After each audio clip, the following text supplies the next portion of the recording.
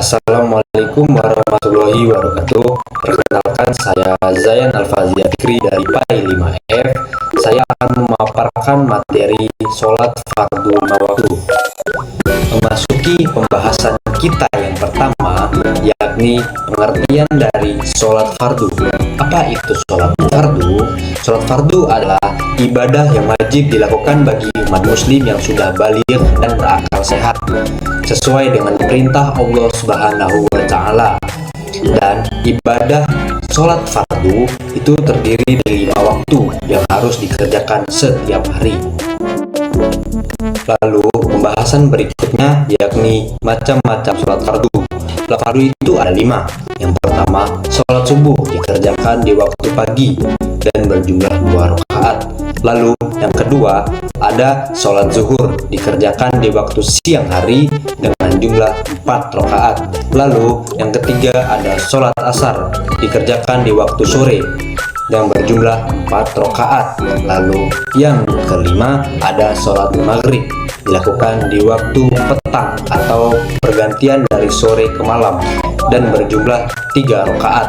Lalu yang kelima, ada sholat isya dilakukan di malam hari, yakni berjumlah 4 rakaat. Selanjutnya kita akan membahas rukun sholat. Yang pertama, niat. Niat ini menentukan jenis sholat yang akan kita laksanakan. Lalu yang kedua, ada takbiratul ihram, yakni membaca Allahu Akbar setiap kita akan melaksanakan sholat. Lalu yang ketiga, ada berdiri bagi yang mampu dengan syarat posisi punggung kita tegak lurus. Lalu yang keempat, membaca Al-Fatihah di setiap rakaat sholat. Dan yang kelima, ruku dengan posisi kita membungkukkan badan dan kedua telapak tangan kita menyentuh kedua lutut kita. Lalu yang keenam, ada i'tidal dengan posisi badan tegak lurus setelah ruku. Lalu yang ketujuh, 2 kali sujud dengan posisi dahi dan hidung kita menyentuh ke lantai. Lalu yang kedelapan, duduk di antara 2 sujud dengan posisi kaki kiri di bawah dan kaki kanan tegak. Lalu ada pembagian syarat. Pembagian syarat ini dibagi menjadi 2. Yang pertama, syarat wajib sholat fardu, dan yang kedua, syarat sah sholat fardu. Yang pertama, syarat wajib sholat fardu, yakni hal-hal yang diwajibkan agar seseorang terkena kewajiban untuk melaksanakan sholat. Dengan kata lain, syarat wajib sholat fardu ini menentukan siapa yang wajib dan siapa yang tidak diwajibkan melaksanakan sholat. Dan yang kedua, ada syarat sah sholat fardu. Apa itu syarat sah sholat fardu? Yakni hal-hal yang harus dipenuhi oleh orang-orang yang melaksanakan sholat agar sholatnya dianggap sah dan diterima oleh Allah Subhanahu wa Ta'ala. Dan apabila salah satu syarat tidak terpenuhi, maka sholat tersebut tidak dianggap sah meskipun orang tersebut memenuhi syarat-syarat wajibnya sholat. Adapun syarat wajib sholat, yang pertama Islam, yang kedua baligh, yang ketiga berakal sehat, dan yang keempat terhalang dalam pelaksanaan sholat seperti dalam keadaan haid atau nifas bagi perempuan, dan yang kelima memiliki kemampuan fisik baik dalam hal jasmani maupun kesehatan mental.